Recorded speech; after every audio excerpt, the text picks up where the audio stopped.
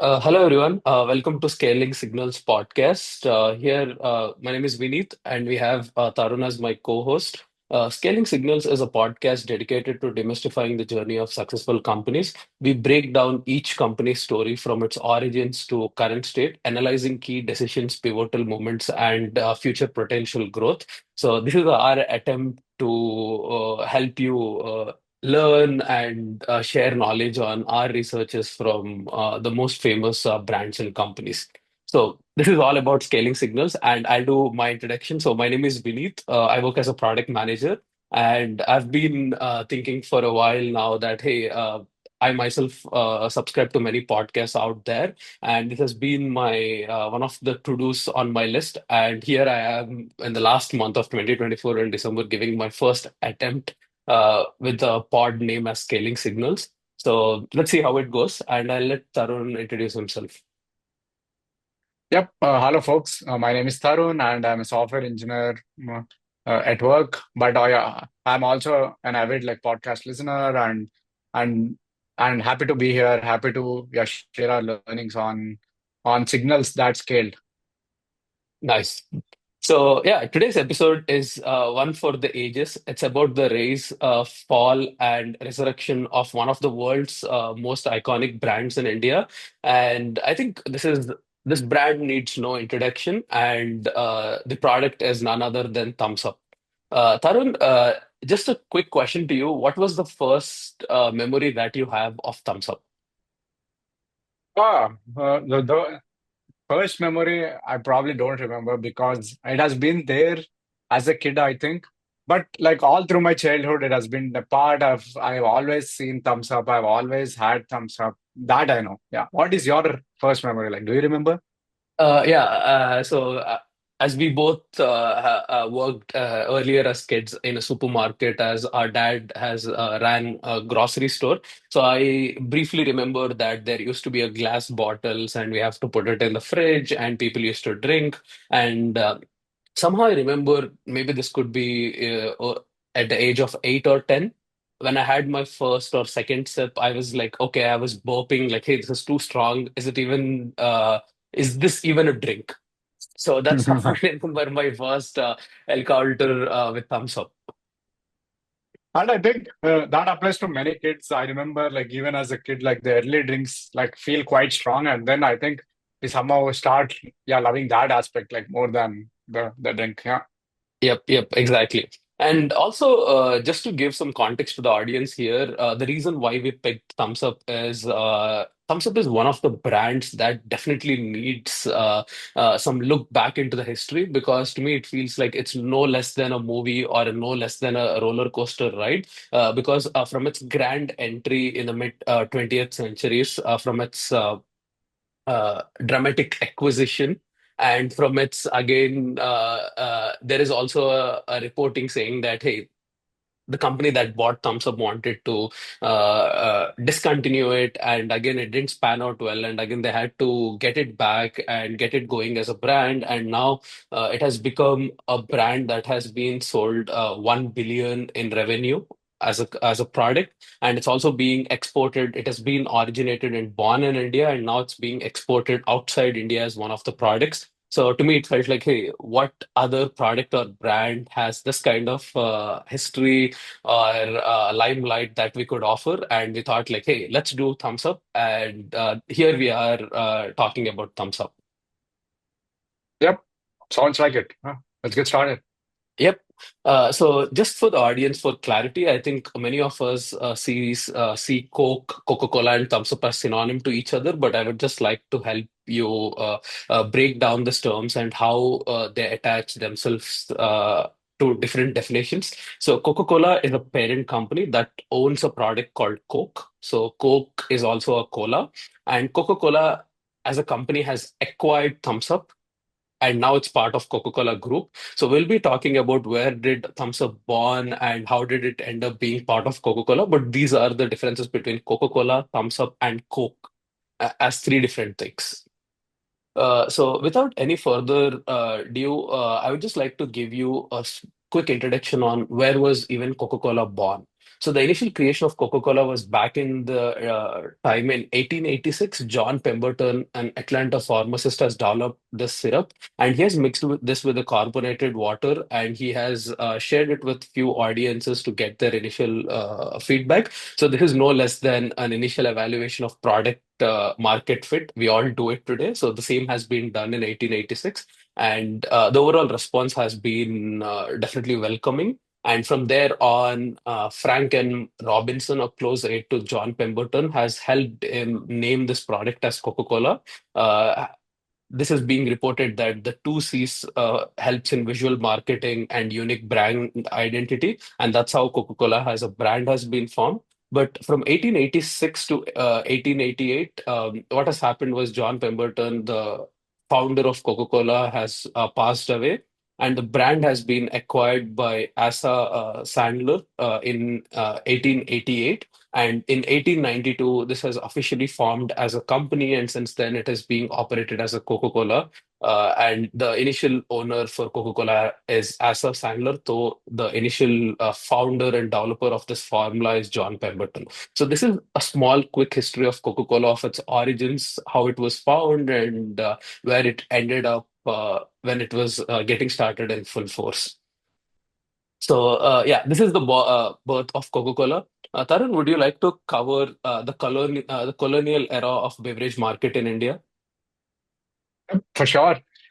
So first, aerated beverages existed even before like Coca-Cola, right? This is not an age-old thing. Like drinking soda water with different flavors, I think has been a thing for a while, and it existed even in the colonial era, right? But it wasn't for the like the masses wouldn't like consume probably. It was mostly for the British officials and the wealthy individuals, right, who had a knack for the taste, and most of these were being imported like from the colonies, right, from British, etc. So and it was also being consumed by the Britishers here, like mostly for them by them. But there were a bunch of like these local brands, right, that were mixing like fruit syrups with carbonated water, and that was starting to gain traction. So Indian like soft drink heritage spans nearly like 2 centuries, right, beginning from Rogers sparkling sodas in 1837, followed by Pelonji's raspberry soda in 1865, Duke's fizzy drink in 1880s, and then by 1920s saw the introduction of of Soizo from Gujarat, from Surat, and there are many others like Vimto. So post independence, right, like the 1940s, like essentially like created a whole new market for these drinks, right? People were excited to try out new things, and the market was also like starting to erupt. But however, the market remained small and fragmented, right? Dominated by important products and serving a niche audience. So this is when like Coca-Cola also came in, right? Like in 1955, India has gained independence already 8 years earlier, and the beverage market was still in its infancy. This is when like Coca-Cola made its grand entry, partnering with a company called Pure Drinks Group, a Delhi-based company to manufacture and distribute Coca-Cola locally. When when Coca-Cola entered India, right, it had India. The context of India was this, right? 360 million people overall, and obviously like growing quite rapidly. Urbanization was also accelerating, right? We have seen there's a new untapped market for drinks. Not many people were accustomed to having a brand or anything. So the audience were ripe for a new drink that could that could gain like acceptance in the society. Yeah, and obviously the Coca-Cola branding itself worked out like quite well, right? I think even initially Coca-Cola worked out like right away. The red cans, the curved bottles, and the American appeal, I'm sure, might have worked out very well for the Indian urban elite. By the 1960s, it started to dominate even the India's beverage market, right? Becoming synonymous with modernity and aspiration. So it took just like close to 10 years for Coca-Cola to make its mark, even though like it did not touch everyone. It mostly focused the urban cities, etc., the urban population. But still, to have made an impact so quickly, it's crazy and it's awesome. But the success obviously didn't last forever. The Yep. seeds of the eventual exit were sown by the very policies that allowed its entry. Can you explain me why? What happened, Vinith? Tarun. Yeah, I think you definitely summed it up very well on starting from colonial era to hey, Coca-Cola made its mark in India, but it didn't last to the trend or to the rhythm it had, how it started in India. So this all goes back to the FERA implementation. So FERA stands for Foreign Exchange Regulation Act. So this came into place in 1973. So this was introduced by Indira Gandhi from Congress government. So the FERA is all about restricting and regulating these foreign companies and to dilute their ownership in Indian companies. So if I have to tell in simple terms what was FERA all about, so the government came up with a policy that a foreign entity should not own more than 40% of their Indian subsidiary, which means they have to partner with an Indian entity or an individual who would own 60% of the subsidiary, whereas the foreign entity will be owning the minority stake, which is 40%. So this is one of the requirement to operate in India. And the second requirement was also that government in some cases asked for the secret formula. In case of Coca-Cola, the secret formula of how the concentrate has been manufactured and how Coca-Cola has been manufactured is like a big vulnerability to share with not only Indian government but with anyone in the world because that's the trademark and that's the secret sauce of what they do. And though, as I said, FERA came into action in 1973, it was enforced in 1974. Coca-Cola being Coca-Cola, as it came with full force in 1955, and it made a big mark in 5 to 10 years of its time in India. By 1977, it's close to like I think it's close to 22 years in India. So in 22 years, it has made a significant mark. But in 1977, the terms with Indian government didn't work out for it.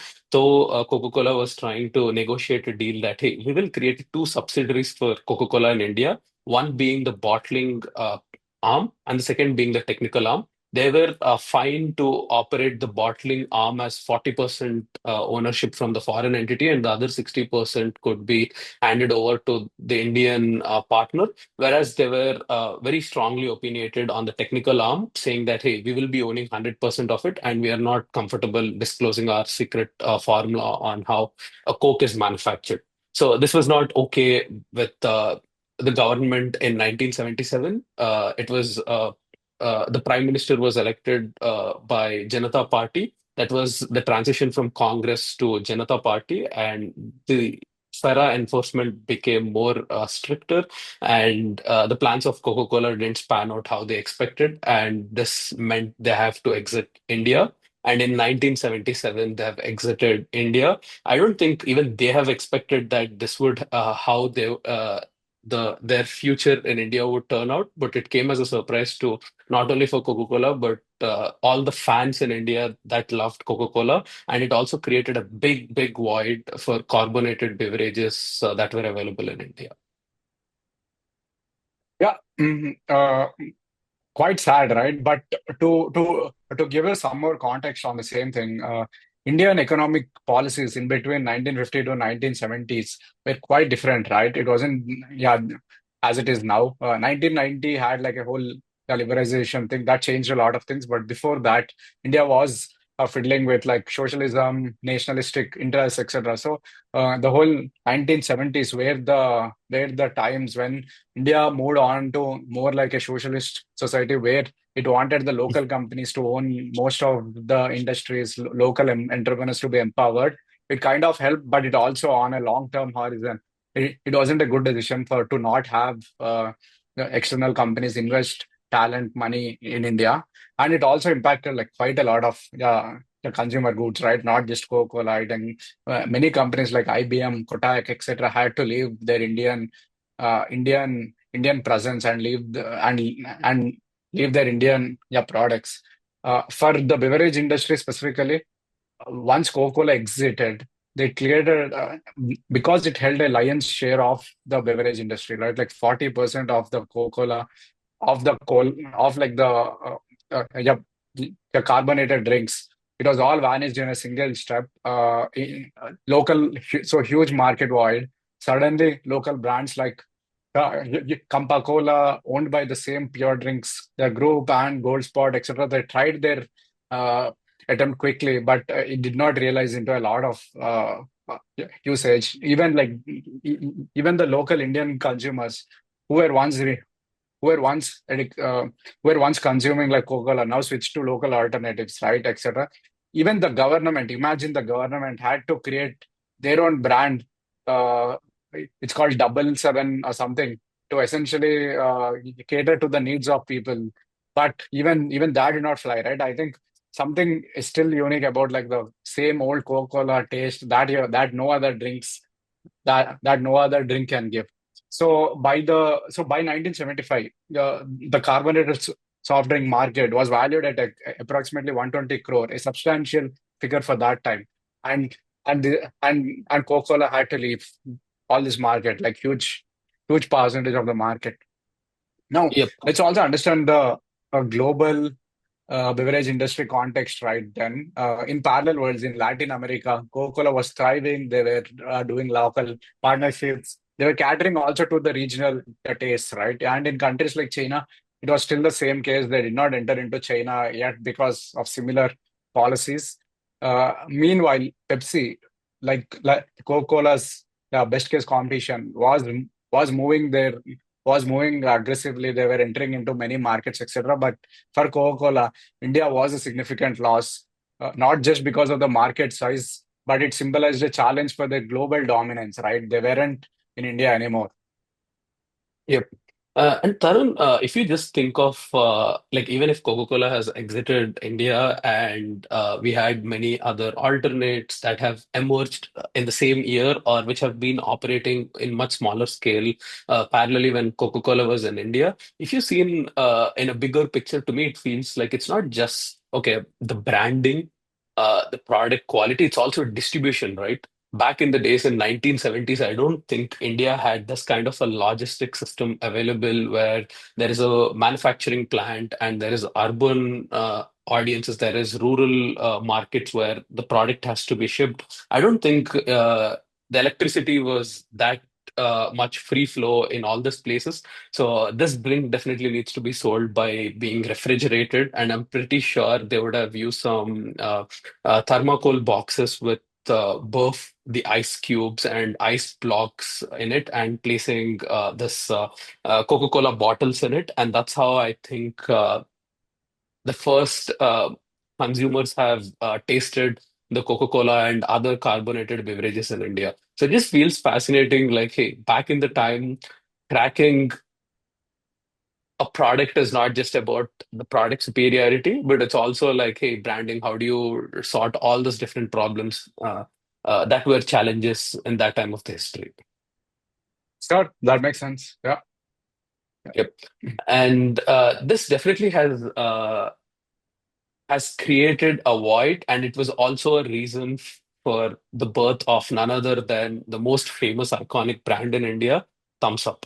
So, in the exact year when Coca-Cola exited India, Thums Up was born, and Thums Up was created as one of the product from the Parle Group. Tarun has just mentioned above that Parle Group was already offering Gold Spot and other beverages, but it didn't click well. Parle being Parle because we all know Parle has the most iconic household brand called Parle G. As a kid, I still love Parle G. The small yellow biscuits with a small baby on the cover, and it just resonated with everyone. I'm pretty sure they're still maintaining the same color consistency of Parle G as a brand and biscuit. So Parle knew that if they had a product in hand, how they can disrupt the market, and they started the Thumbs Up. And the rest is the history. But the beginning was not as simple as we all would think that, hey, they just introduced the product and it skyrocketed. No, that wasn't the case because uh, though Parle was really familiar with the market on how to crack the biscuits, toffees, and sweets, whereas when it's a carbonated beverage, it definitely requires a whole lot of formulation technique and manufacturing capacities, distribution, and all this. So they had to figure out all this in the beginning days. So Thumbs Up was born in Parley Group. The two people who were spearheading Thumbs Up was Ramesh Chauhan and Prakash Chauhan, who were brothers that owned Parley back in the time. And they saw the opportunity in the market with Coca-Cola being exited, and they recognized the growing demand for the carbonated drinks, and they added Thumbs Up as one of their products alongside Limca, Gold Spot, Citra, and other carbonated beverages that Parle was offering. From there on, the Thumbs Up as a brand has taken off. But to me, it feels they had understood uh, if they had a product that's good enough that consumers love is not enough, they also attach themselves with the waves of how to take it and penetrate into the masses. And that's how they have done a lot of ad campaigns. The naming, the logo, the flavor profile, everything was representing the refreshingness and masculinity. And they also did some ad campaigns with Bollywood, cricket, and all this. So all this kind of made a big statement in India. And Thumbs Up in less than 5 years has earned its place as a replacement for Coca-Cola, and it has been a big win. So that's how Thumbs Up has been born, and its initial success has been. Though there were many other products, Thumbs Up definitely made its mark. So this is how Thumbs Up has entered into India and also became a replacement to Coca-Cola in a very short time. Yep, it was born in India, but but creating one brand, creating a brand is one thing, but like scaling it is another, right? And Parle, obviously being Parle, and also like Vinith mentioned, there were a lot of plain old infrastructure, logistical challenges that they had to go through, right? So while Coca-Cola was gone, a lot of the bottling plants, etc., were left for the other companies to take over, and I'm sure like Parle was one of them looking for and adopted their bottling plants, etc. But still, a nightmare is a nightmare, right? Like you mentioned, the logistical nightmares still existed, and Parle had to quickly like build a reliable supply chain, right? Especially, they might have all the retailers, etc., in their hand, but the glass bottles is its own challenge, right? Because the other products they would not have that, and they were quite expensive and in short supply, etc. And also even on the consumers front, right? I don't think a lot of them are excited because in countries like India, the Western products usually are considered the better, the superior alternatives. And to have people suddenly be interested on a local brand did not make sense, right? So essentially, Thumbs Up had to fight the tide of to win, right? It wasn't just like people embraced it like right away. There was a lot of apprehension from the audiences, etc. But it slowly took it off. I think people started to like it. Um, Obviously, the 1970s, etc., were a different time, right? The licensing from the government weren't easy. There were a lot of like complications around establishing these plans and expanding to many states, etc. I'm sure it wasn't easy. But like Vinith mentioned, the marketing your campaigns of Thumbs Up have been unique always, right? Even right now, their marketing like clearly stands. They've always like looked at like words like thunder, tufani. Tufani is like a what is it called? Tufani in English is like a um, Thunderstorm. yeah, thunderstorm. Yeah, essentially. So Thumbs Up always took that identity, right? Around like being bold, being masculine, and the campaigns and most of the campaigns essentially emphasized on these adventure, thrill, ruggedness, etc., which resonated a lot with the younger crowd, I'm sure. And they had this like very the common tagline that they used across many years, right? Taste the Thunder is still, I'm sure, is still used by Thumbs Up somewhere, but it was iconic and it stood its time clearly. And they also like even later in the years, right? They started, like you mentioned, Bollywood stars like and many other stars across the Indian country were used to embody the brand's bold persona, right? A lot of them were the brand ambassadors, and the advertisements were clearly awesome. And this also translated well for the localization, right? Essentially, they would pick specific people, specific campaigns that resonated with the specific state, specific region, etc. So that it made a much harder mark on the audiences rather than being a generalized ad. So Parle didn't just create a product, but they created a culture around it. Thumbs Up wasn't just a soft drink; it was a lifestyle choice. At least that's what they imagined it to be. Yep, exactly. And if you also remember, Tarun, back in the time, we haven't seen this kind of an advertising campaigns or seasonal campaigns with any other product line, both from Coca-Cola before Thumbs Yep, Up, or even with the local other players. I think they did a really phenomenal job in attaching themselves with this Bollywood celebrities and also the cricket. If you think of yep. late 1900s and also early 2000s, if there was one thing that was rallying all Indians onto one platform, it has been the cricket. And they have done an amazing job in attaching themselves with the World Yep. Cups and how the cricket as a game has penetrated into the young population. The same has been done with the Thumbs Up. And if you also remember, I think I'm just jumping few sections ahead just to give some context on how Thumbs Up branding really worked in India. So this is about, I still remember as a kid, I think this was in late 2000s. It could be between 2008 to 12. So what Thumbs Up came up with is there was this 1 liter bottles, and if you buy two 1 liter bottles, you would get one movie ticket for Harry Potter in IMAX. So we being the kids operating a grocery store, people wanted only one bottle and we have to cut the ticket. And we used to make most out of this tickets by going to this Harry Potter movie in IMAX. IMAX is a big thing back in the day in Hyderabad.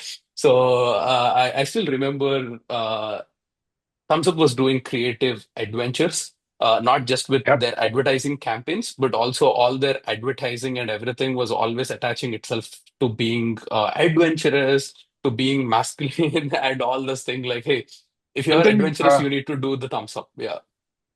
one thing to add, right? The other advertisement that I remember was essentially so in these glass bottles, the coin, the cap of the glass bottle essentially had like a lottery to win a super bike, essentially, and that was crazy, like winning a super bike, etc. So I think like Thumbs Up, the Parley Group was quite unique on the and like Coca-Cola later after the acquisition, they like most of the brand campaigns were really spot on the younger crowd. They clearly made an impression in the not so awesome the advertising campaigns that we see in India. Like none, like Thumbs Up, and these were clearly unique in the strategy. So going into the business model analysis of how Thumbs Up has grew from where it started in 1977 to where it ended up becoming in mid 1980s and in early 1991s. So one of the core competencies of Thumbs Up has been being a product from Parle. Parle leveraged its existing expertise in FMCG distribution and branding because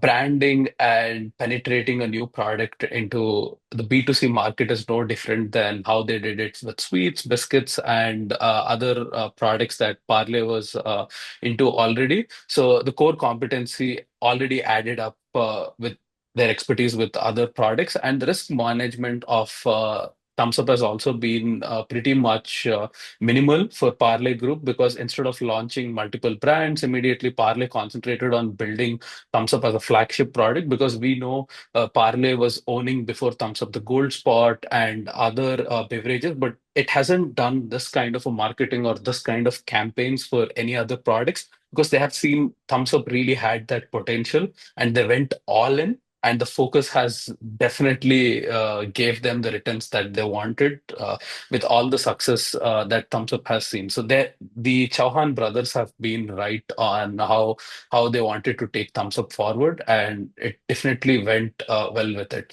So branding is one thing, right? And the second thing comes to distribution strategy. If you think of distribution strategy, I think this is no different even in 2024 today. But back in the days, there were this bottling plants where a concentrate has been sent from the parent entity or the company that owned this secret formula. This is shipped to this bottling plants, and the bottling plants had the specifications from this parent company on how to manufacture a specific beverage.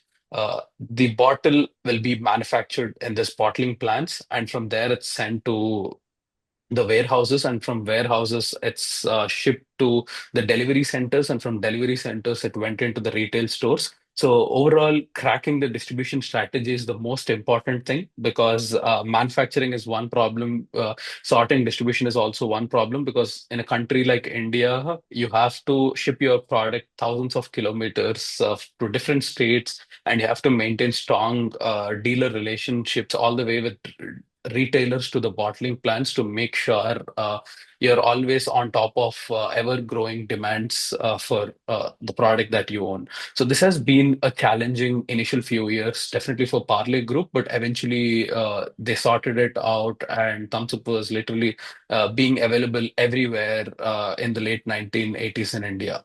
And also, if you think of market opportunity size, so the market opportunity for a cola beverage in India was reported approximately 150 crores. And it's also reported that it was growing at a steady rate of 10% annually. So back in 1970s, this is definitely a big figure. It's not an apples to apples comparison thinking of 150 crores today versus in 1970s. So there was huge potential for a beverage to get into the untapped markets, because the urbanization was at its beginning. There was a lot of population in the rural India than the urban India. All these carbonated beverages were primarily entered into the urban markets. So the rural potential is still untapped, and everyone in the industry know that if all these people eventually became the consumers of this carbonated beverages, uh, it will not be a linear growth, but it would be an exponential growth for their products.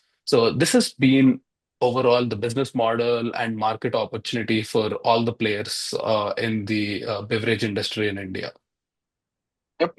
Talking more about the competition, the landscape then, right? There was obviously yeah, Thumbs Up and no Coca-Cola, obviously. There was so the bottling partner who introduced like Coca-Cola in India, the Pure Drinks Group essentially had yeah, their own horse in this race, right? It was called Campa Cola. Even with all the knowledge from Coca-Cola, etc., their thing did not win. And I think the problem. I've not tasted the drink for sure, but I think like the marketing campaign of Thumbs Up was uniquely designed and it just took off, right? And I don't think like Campa Cola, even though it was earlier, had similar branding, etc., and that could have been a huge problem for them. And Parley's own and Parley company, even though it owned Thumbs Up, it also owned Gold Spot, Limca, and many other flavorful drinks, each having their own market segmentation, etc. So even though they weren't like straight away competition, but they were complementing like Thumbs Up, right? In a way, they weren't caramelized sugar drinks. They were other like flavorful, lemon based and other flavors, orange flavor, etc. Obviously, India had always had this unorganized sector of local sherbet makers, masala sodas that always continue to exist, right? They weren't clearly a competition for Thumbs Up. Thumbs Up was in a league of its own, but they always existed. They always coexisted. Yep. And also, there it is the story of Thumbs Up, which not only filled the void of Coca-Cola's exit, but it also carved itself as a unique identity tailored made for Indian consumers. So, this is one thing that, hey, it not only entered into the market, but it also made itself a mark. In the next section, let's go into the dominance. Looking into the figures of how much was the market penetration and at what rate the revenues were growing. But yeah, this is all about how Thumbs Up has grew from day zero to day one. Coming to the dominance era of Thumbs Up, the growth story of Thumbs Up not only has just started and took a success, but it was also leading its way. So there was also this rapid market penetration. Thumbs Up quickly captured like 40% of cola market. There was no Coca-Cola in the industry, and capturing 40% is definitely a commanding market share that it has hold in Indian market, and the brand was growing 12% annually. So this was definitely some impressive growth rate for Thumbs Up. This not this growth was not just limited for urban centers. In the previous section, I mentioned that, hey, though the primary market was urban centers, the brand was quickly getting into the rural markets, into the villages, into the second tier cities, where the most of the population was in these cities. Because currently it's the other way around, where most of the population is in the urban cities and the rural cities has much lesser population. But back in the time, it's vice versa.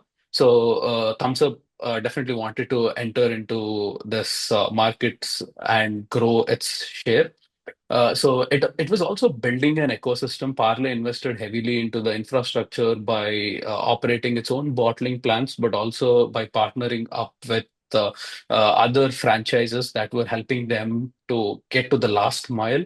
Uh, Manufacturing, as I said, manufacturing is one big challenge that needs to be sorted, and distribution also need to be sorted to get into the last mile.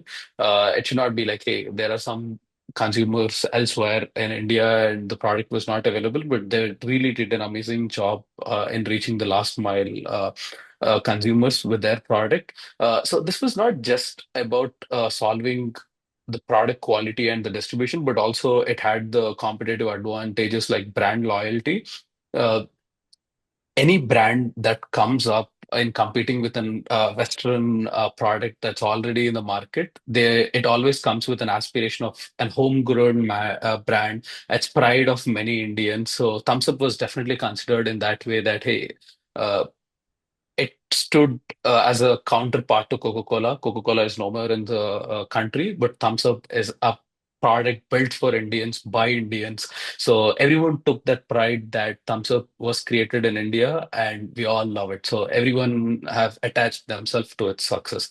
And the flavor differentiation was also a unique thing. I'll be discussing more this and for much later in the podcast because Thumbs Up seasonal campaigns have partnered with some famous dishes like biryani, pizza, and all these things.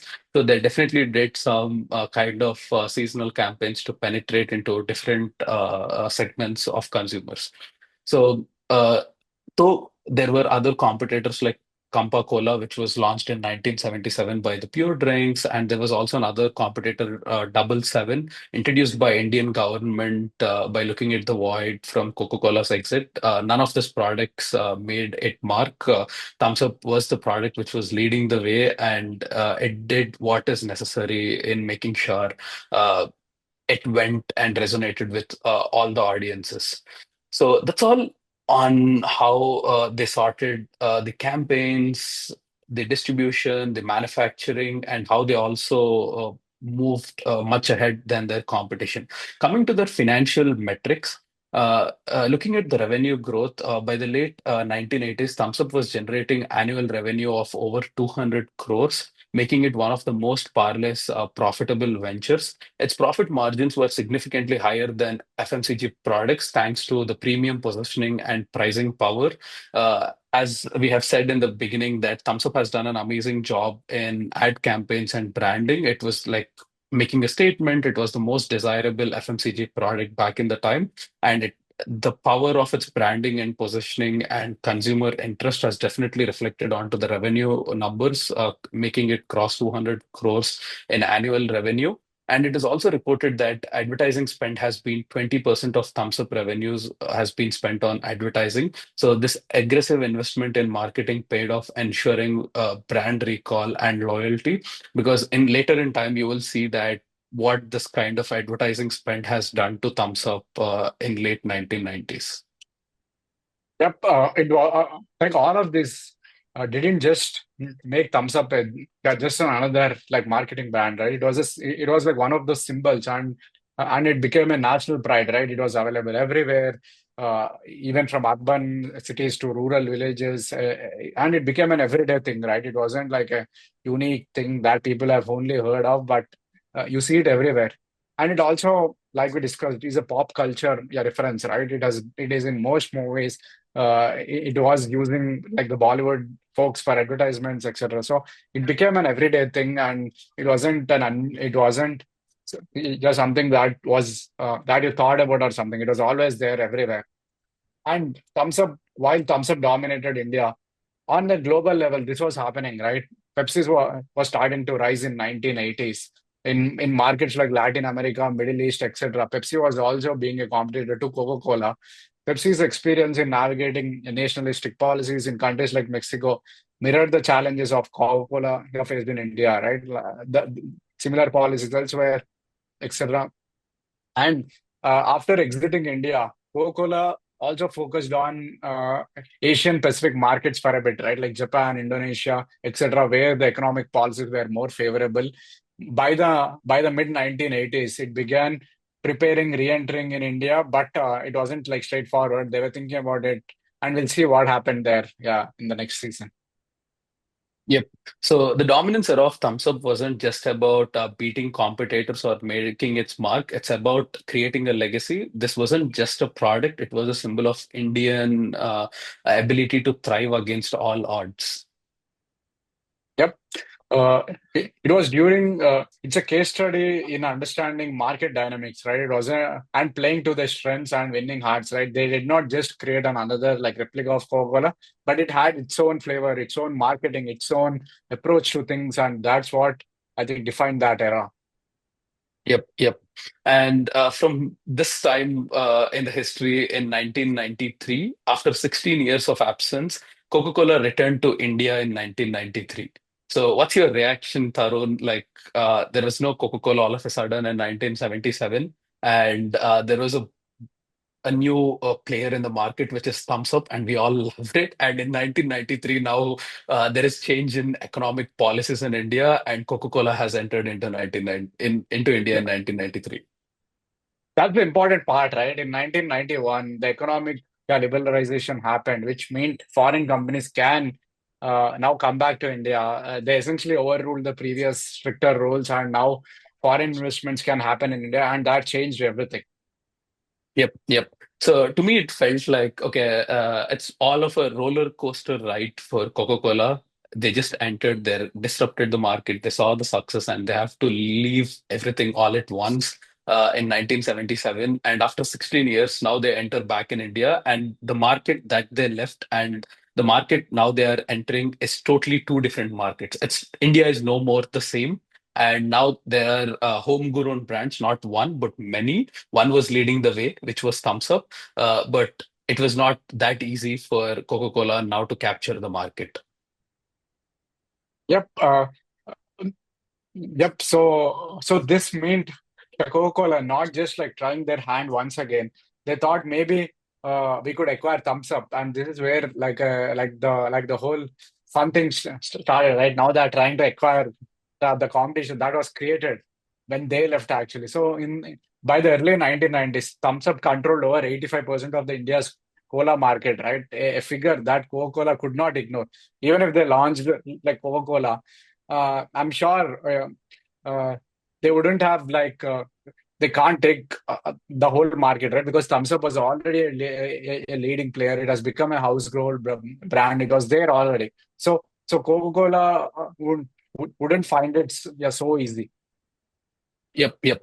And also, looking into the figures, Coca-Cola acquired Thums Up for a reported figure of 180 crores in 1993. So this is definitely not a small amount, but with all the success we have seen from 1993 to 2024, this number definitely looks small because Thums Up has been much bigger than that figure from that time of the history till today. So also talking, Yep. giving some context on how did this acquisition happen. So it's reported that when Coca-Cola entered into India, they have seen that hey, Thums Up has grown much bigger in size than how Coca-Cola was in 1977 when they were exiting, and it was not just a product; it is iconic brand. People resonated with all of its name, the flavor, its ad campaigns, and everything. So now Parle has something in their hand that Coca-Cola cannot ignore. And what they had to do in 1993 was they wanted to acquire Thums Up. And this is my guess. Again, this is not written anywhere in the internet there, but Parle was not totally into the deal. So what they have done was right from day zero, Parle operated Thums Up in a way of franchise model. So what they have done is they have built this concentrate And there were 62 franchises, which is bottling arms that were manufacturing Thums Up. Out of 62, four were owned by Parle Group. Other 58 were other franchises, private entities that were manufacturing Thums Up and distributing it in their regional markets. So what Thums Up has done is, as soon as it entered into India, it started acquiring all this bottling plants in India. Coca-Cola. And Coca-Cola started acquiring all this bottling plants that were key for Thums Up's manufacturing and distribution. And this left no option to Parle other than selling out their carbonated beverages lineup to Coca-Cola. So this is how it has been. I do not know, is it like, hey, was it something like a win-win deal, or it was more like a hostile takeover for Parle Group from Coca-Cola? But this has been how the history in 1993. Yeah, considering 180 crores in 1993, I wouldn't consider it like a total hostile takeover. But like you said, if you consider all the impact that Thumbs Up had after Coca-Cola, it's not a bad thing to call it that, I think. But but after the acquisition, right? Uh, what followed the acquisition was a classic case of brand management or perhaps mismanagement, right? Because Coca-Cola, right after the acquisition, attempted to phase out Thumbs Up, right? Essentially believing that like Coca-Cola is enough for the caramelized, yeah, soda market. Marketing efforts were also shifted to Coca-Cola and Sprite, right, which were Coca-Cola's brands and not Thumbs Up, with minimal focus on Thumbs Up. But then I think all the initial excitement around Thumbs Up and the audiences did not continue it to happen, right? They essentially reacted very negatively for Thumbs Up not being taking the center stage, and Coca-Cola pushing their own version. So with all the backlash, essentially Coca-Cola underestimated the cultural connection and emotional loyalty that folks had with Thumbs Up. So then by the late 90s, 90s, Coca-Cola also realized that it's a mistake and reversed the whole course and began actively continuing to support and build Thumbs Up, the brand, to be bold, they are distinct. And they continued the same Tufani campaigns, right? Like Tasting the Thunder, Aaj Kuch Tufani Karte Hai, and many other things like that, targeting younger. So continuing the same thing. Instead of like pushing Coca-Cola realized that Thumbs Up wasn't just a product; it was an icon. Killing it would be akin to losing a cultural asset, right? And they had to realize that. Yep. Yeah, I think, Tarun, it looks like you have a lot of memory power with Thumbs Up brand campaigns. You told like, "Aaj to kuch तूफानी karte hai." I don't think I have it in my notes, but you somehow captured it all from your memory lane of Thumbs Up. I still remember when we were looking at the TV, advertisements that we were seeing. It definitely had a big impression on us on what was Thumbs Up being positioned in all regional Yeah, languages. by the way, yeah, Yeah. "Aaj kuch तूफानी करते हैं" means that let's do something thunderish. Yeah, today. So yeah, Yep. And this has resonated in all the languages, right? It was not just in Hindi or Telugu or Marathi. It was available in all regional markets, and they did all this tailored advertising campaigns to reach all the people in India. Yeah, and also going from there, if we kind of see what is the current status of Thums Up today, Thums Up continues to be the dominant force in Indian cola market. As Tarun mentioned, even Coca-Cola wanted to discontinue Thums Up. It wasn't how it expected. There was a backlash, there was resistance. People were always preferring Thums Up over Coke or any other carbonated beverage available in the market. So it left no option to Coca-Cola other than getting back Thumbs Up and continuing its brand. And from 1993 till in 2024, still it's being the dominating force. In 2018, Coca-Cola began exporting Thumbs Up to international markets.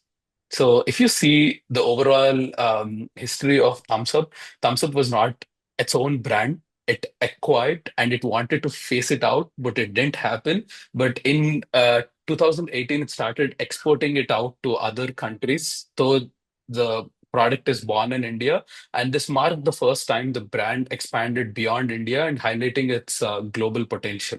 So it meant that, hey, Thumbs Up is not just limited to India, its flavor, it would definitely be accepted outside India. And coming to the market valuation, Thumbs Up holds a 42% share of cola segment. In India, outpacing Pepsi, which is 30%, and Coca-Cola, 20% in 2021. So if we see the top three cola products, the first one is Thumbs Up, the second one is Pepsi, and the third one is Coke. Though Coca-Cola owns Thums Up, its own flagship product, Coke, is ranked as third, whereas the one that's been acquired is ranked as the first. And coming to the brand valuation in 2021, Thums Up became Coca-Cola's first Indian brand to surpass 1 billion in annual sales. It's one with $1 billion in annual sales, solidifying its status as a billion-dollar brand. So not only the brand valuation and the market share, the parent subsidiary dynamics have also been amazing for Coca-Cola. As we all know, Coca-Cola is a publicly listed company in the US and it has some subsidiaries in India. How Coca-Cola operates the subsidiaries is that it has a bottling arm called HCCB. Hindustan Coca-Cola Beverages Private Limited, and it also has a Coca-Cola Private Limited as a company. The HCCB is responsible for bottling and manufacturing and distribution of all Coca-Cola products, whereas the Coca-Cola Private Limited deals more with the branding, marketing campaigns, and what goes into building the brand and market presence for Coca-Cola. So this is not just about that, right? They also had their internal competition. Interestingly, Thumbs Up competes directly with the Coca-Cola in India, often outselling it. The internal rivalry highlights that Coca-Cola's recognition that Thums Up appeals to a distinct consumer segment is right, and they had no choice then continuing it and making it a billion-dollar brand part of their portfolio. And looking into how the relationship between the parent and subsidiary in India is operated. So usually this concentrate that Coca-Cola in US sells is the secret formula. It's more like the trademark and the secret of how Coca-Cola manufactures this beverages, and it's being sold to this Indian subsidiaries and all the bottling arms. So, though they have HCCB as one of their bottling arm, there are many third-party bottling manufacturers in India that Coca-Cola partners with. So, it sells the concentrate to its subsidiary and also this third-party bottling entities, and it earns money for selling this concentrate, and it also earns royalty fees on making sure trademarks and logo positioning and everything is leveraged by this bottling entity. So it has been a win-win deal for Coca-Cola in US and also its subsidiaries and also the third-party bottling entities that are working closely with Coca-Cola. Yep. Uh, so now to close this section, right? We've seen like how Coca-Cola acquired Thumbs Up and it became like it's in its own unique brand and even crossing like $1 billion mark. It's crazy, right? And you can see the story of Thumbs Up that the best strategy isn't to replace or suppress a competitor, but to empower it. And I think Coca-Cola did that like straightforwardly, turning it into a $1 billion brand, which is crazy. Next, we'll discuss the lesson from this journey, right? Like what worked, what didn't, and what brands today can take away from this remarkable story. Yep.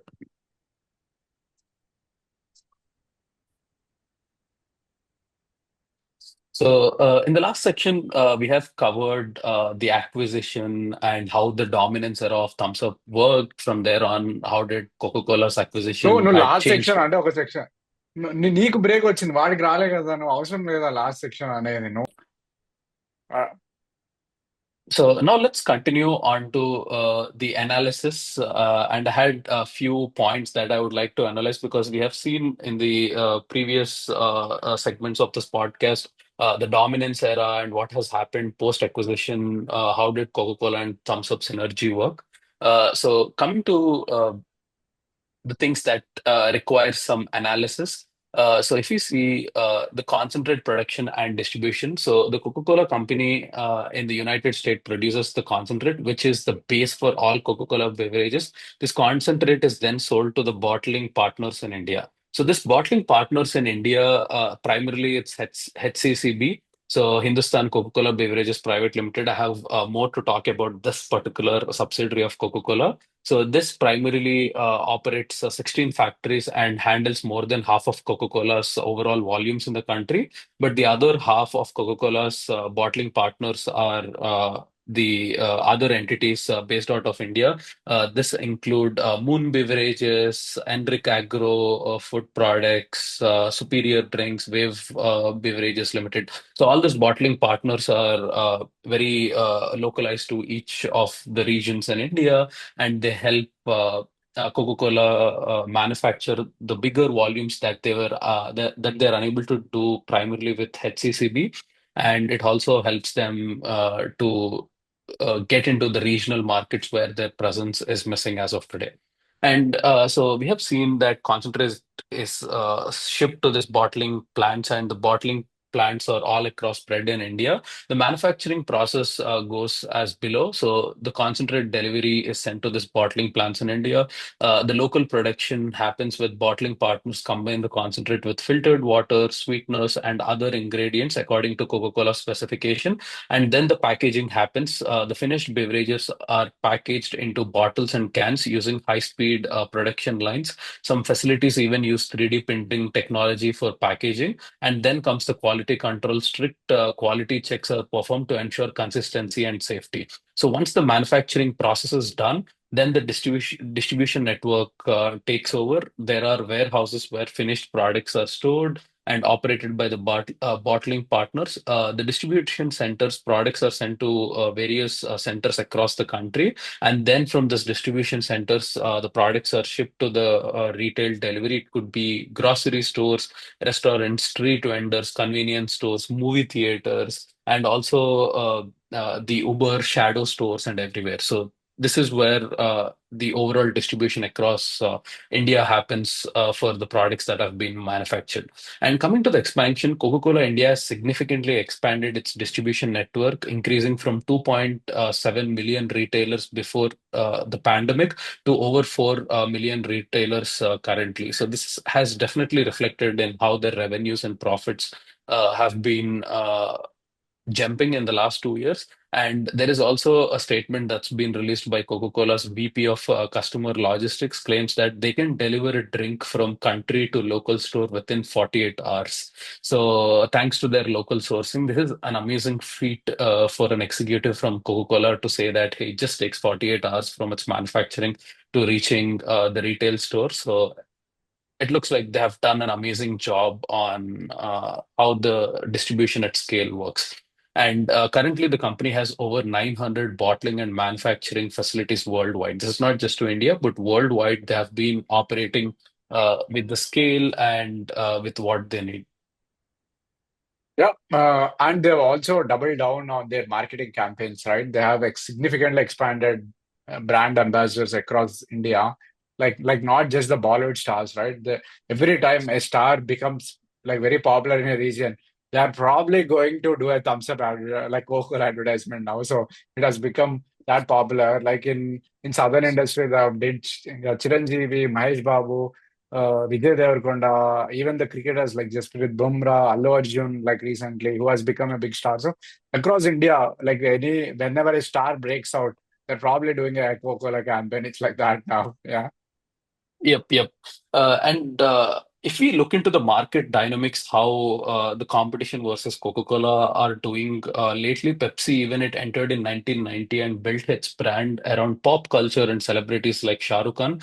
Coca-Cola, leveraging Thums Up, took a more mass market approach, appealing to every man consumers. So, though Pepsi, being Pepsi, and did all the efforts to surpass Coca-Cola and Thums Up, it didn't span out for them. Still, Coca-Cola with Thums Up has been leading the way. And looking into the cola wars, Thums Up remained dominant in southern and western India, where its flavor resonated more with the local food habits. So, just to mention on how Coca-Cola and Thums Up with its combination worked out in Hyderabad specifically. So, the most famous dish in Hyderabad is biryani, and Thumbs Up launched a unique campaign by partnering with the famous biryani joint in Hyderabad, Paradise, saying that you can buy a combination of Paradise biryani with Thumbs Up, and it definitely took off well, saying that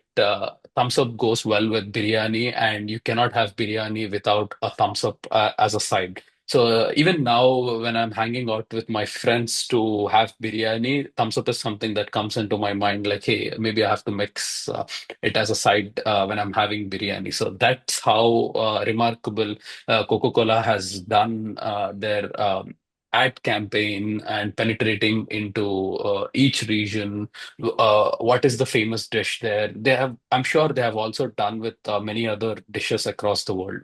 And looking into the global implication, Thumbs Up, as I mentioned, has become a $1 billion brand. And I'm pretty sure this would have surprised even Coca-Cola and many others in India, because no one expected it to stand true of its time, though it was born in 1977, got acquired in 1993, and even in 2021, it's still crushing the numbers, and everyone still loves it. Everyone chooses Thumbs Up over many other carbonated beverages in the industries.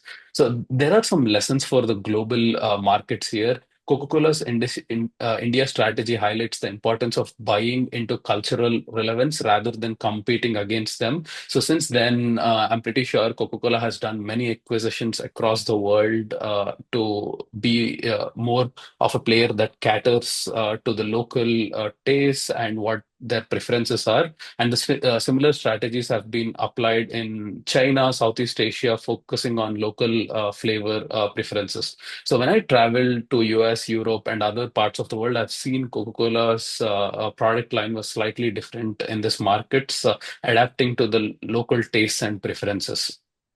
And also looking into some revenues and profits here.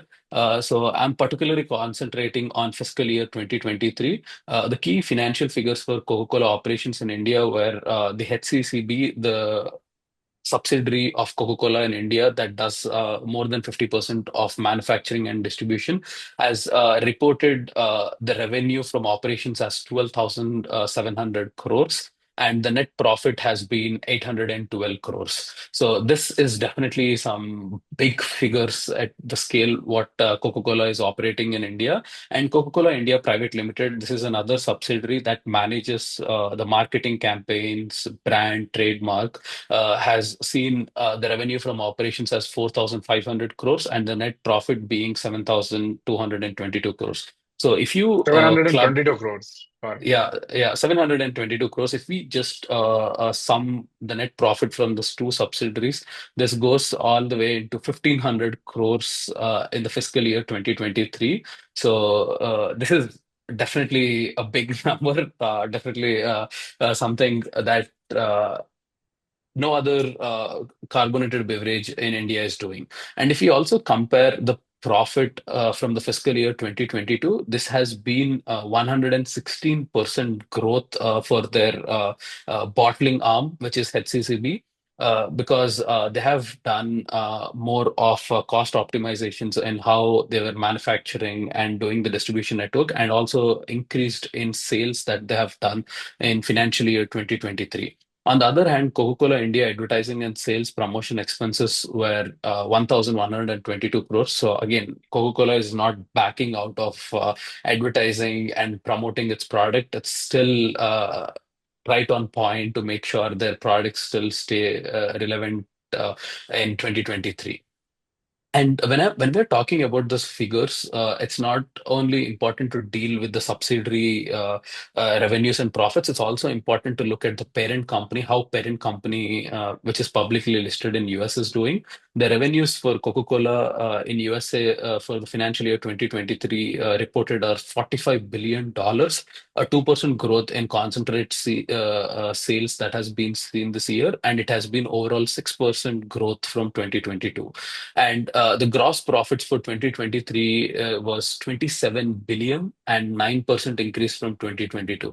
So all those figures, again, I'm just sharing as an information dump, because if you the scale at what Coca-Cola is operating both in micro and macro levels is at the scale of billions of dollars, both in revenues and profit. So definitely not something that any other FMCG products are doing today in India or in the world. And looking at the breaking down of this margins, the carbonated drinks typically have high gross margins ranging from 55 to 70% thanks to its low production costs. Concentrates are sold to bottlers at a significant markup because the concentrate comes from the parent companies and they definitely want to charge premium for it because that's where they make money for the parent entity. And packaging and marketing happens with the subsidiary of the company, which is Coca-Cola in India. And the unknown fact is that Coca-Cola India bottling partners operate on slim margins, 10 to 15%, but they make up in high volumes. So if you look into the share in profits, it's very low, but the large volumes definitely add up the numbers as they do more and more manufacturing and distribution. And also, a few interesting points here is there is a dividend repatriation that happens. Coca-Cola India periodically declares dividends which are sent back to their own country in the US-based parent company. These dividends are taxed to reduce rates due to India's double taxation avoidance agreements, which are called DTAs with the US. So this is more like, to me, it feels like ma- uh, selling the concentrate, sorting out the manufacturing and distribution, doing the ad campaigns. After all the success that happens in the India, now they have to take this money back to the parent entity in the US, and for this they do this dividend repatriation. And also there is an important concept called transfer pricing that they do. So transfer pricing refers to a practice of setting prices for goods, services, and intellectual property to in exchange between subsidiaries and related entities within the multinational corporation. It's crucial aspect of international taxation and corporate strategy. So again, this is me reading the definition of transfer pricing. So in raw words, this boils down to how the global entity is able to extract profits from their subsidiaries into the country that they operate in. And this is something that the governments and regulators keep a very close eye on. It can be used to shift profits from high tax jurisdictions to low tax ones. There's potential for abuse for how much tax they pay if there are no regulations in place. So still global scrutiny is in place. The transfer pricing is still done with many of multinational companies, and Coca-Cola is no different on that. So with that, this is all the revenues, profits, and how the profits are extracted from its subsidiaries to the US companies. Uh, Tarun, would you like to cover on how the production cost breakdown happens? Like what's the ingredients and others? Yeah, the average cost of producing a 500 ml soft drink ingredients are like 15 to 20%. The packaging is actually higher, 30 to 35%. Distribution and logistics, 20 to 25%, and the marketing is a much bigger, like a global thing, right? That accounts to like 20 to 30% on the average cost. Yep.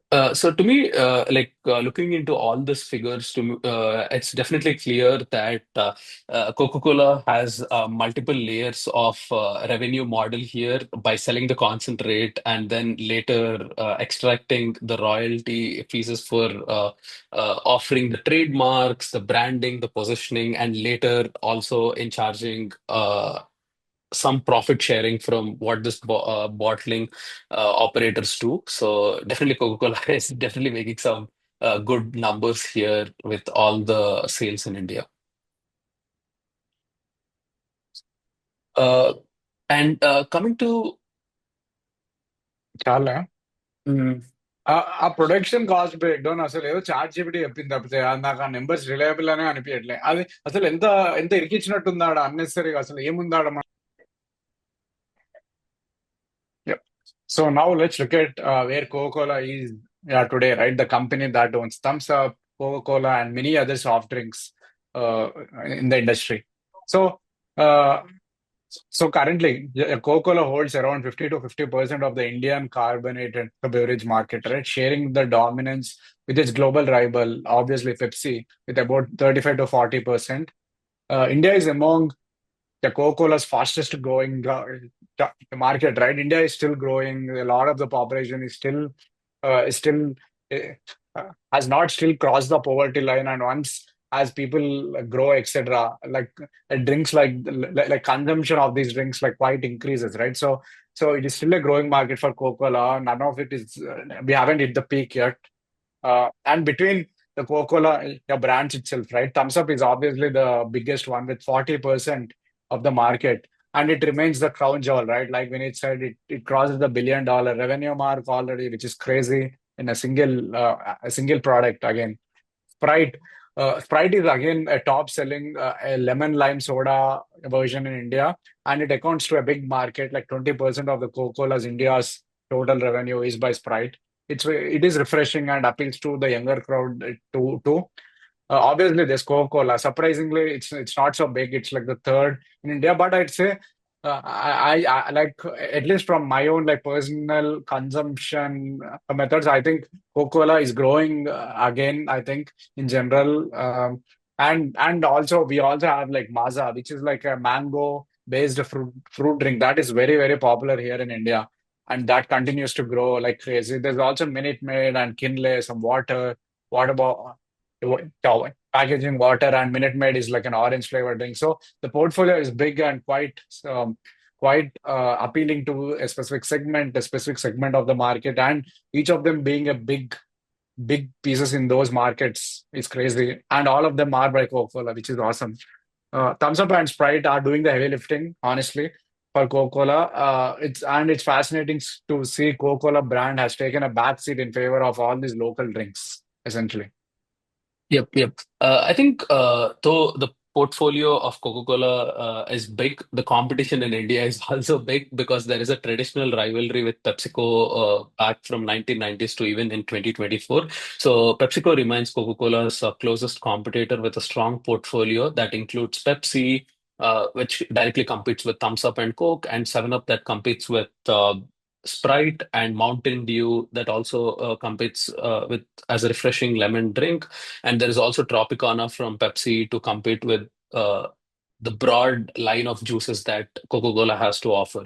Apart from not only a rivalry from Pepsi, but there are also local brands and health-conscious competitors that are emerging. So lately, in last 5 years, we have been seeing that hey, sodas are not good for the health. The long-term benefits are not great because it definitely has some excess content of sugars, and there is this caffeine and all this kind of marketing materials are available in the internet saying that hey, maybe the long-term benefits of soda are not great. And in the similar lines we see that there are local brands that are concentrating on health consciousness. So for example, we have a brand called Paper Boat, a rising star in local fruit drinks, and also with Aam Panna and Jaljeera, some local traditional flavors offering from Paper Boat. And we also see Be Natural. It's backed by ITC. It directly competes with Maza, a fruit juice category. They offer juices in all fruit flavors. And there is also an unknown fact that Campo Cola recently has been acquired by Reliance, so for 22 crores. So which means we might be seeing Campo Cola uh, becoming a stronger competitor in this space with Coca-Cola and Pepsi. Yeah. Uh, like Vinith rightly said, the obviously and also the competition for like all these traditional sugar drinks are not new sugar drinks, right? I think people in general across the world are starting to prefer more non-sugary drinks and not as carbonated, etc. So there's and not even and not having that much caffeine also, right? So I think in general there's a global movement around having like similar drinks but less carbonated, less sugary, etc. And that applies even in India to the urban population are looking for alternatives to these drinks, and I think that market isn't as served yet, and there are a lot of companies uh, that are starting to come up around this, like kombucha, so many fermented drinks, etc. Are trying their luck out now. Yeah. Yep. And if you also see it to me, I can bet that maybe the next competition for this Coca-Cola, which will be dominating cola, if at all, if a product comes. To me, it feels it may not be cola, and it might be more like a health conscious drink that everyone is loving and everyone starts consuming as a substitute to cola. Yeah, and also I would just like to mention there has been some latest news on Coca-Cola India subsidiaries which have been holding not to be disclosed from the beginning of this podcast is the HCCB, the Hindustan Coca-Cola Beverages in India, which operates more than 50% of manufacturing and distribution in India, has just made a news earlier in December 2024 to sell minority of its stake, which is 40% to Jubilant Bharatiya Group. The price is staggering $1.5 billion. It is selling its 40% stake. The deal is expected to value HCCB at 31,000 crores, so to close to 4 billion US dollars.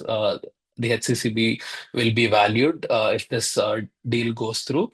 And the reason why Coca-Cola is selling its minority stake to Jubilant Bharatiya Group is that it's operating in this global asset light strategy. So this kind of helps Coca-Cola, the parent company in the US, to streamline the operations, to offload them to the local partners, reduce capital intensive assets, and also focus on brand management and concentrate production. So this again, Coca-Cola has learned it the hard way that local market expertise cannot be replaced. Thums Up has proved that a local brand that has started as one of their product line has been leading the way since its re-entry into India. And they wanted to do the same with the manufacturing, distribution, offload it to their Indian partners and let them do the best, what is best for all the Coca-Cola's product line. And with the overall growth and expansion that Coca-Cola in India is seeing, to me, it feels like this is definitely the right move to do. And they're operating in this global asset light strategy, not only in India, but also across the world. And this just aligns with how they want to do. And finally, I just want to make a closing statement here that the same strategy that Parle has used for Thums Up is now being leveraged by Coca-Cola because Thums Up in its initial days has offloaded the bottling, the manufacturing and distribution to the private franchises. Now, Coca-Cola is doing something very similar, but it's still holding the majority stake, which is 60% on the Coca-Cola front, but it is still selling the minority part, which is 40% to the local entity. So again, it's like circling back to how Parle operated Thums Up back in the day. And yeah, that's all from me and Tarun for this podcast. I definitely think that Thumbs Up story is no less than an incredible hero, starting from the grounds to ending up as a billion-dollar product line in Coca-Cola in India. And let us know how the podcast has And been overall. and Mm. yeah, to add one more thing, right? Like, I think it's not just a win for Thumbs Up. Even like Coca-Cola, if you see now, has won the Indian market in its own way, right? Even though it acquired Thumbs Up, but it has won in so many other categories while using like common reach distribution techniques, etc. So I think it's crazy that like we have two winners here. Like to be honest, like even Thumbs Up on its own uh, is like a product win, and then like there's a bigger company win that Coca-Cola has won with the Indian market and with the Indian consumer. So it's crazy that like a company that was asked to go away some years ago has now come back and now owns a big company here, huge presence, huge customer love, all of that. So awesome story, I'd say. Yep. Yep. Yeah, that's all from me and Tarun for Thank you. this podcast. See you all in the next podcast.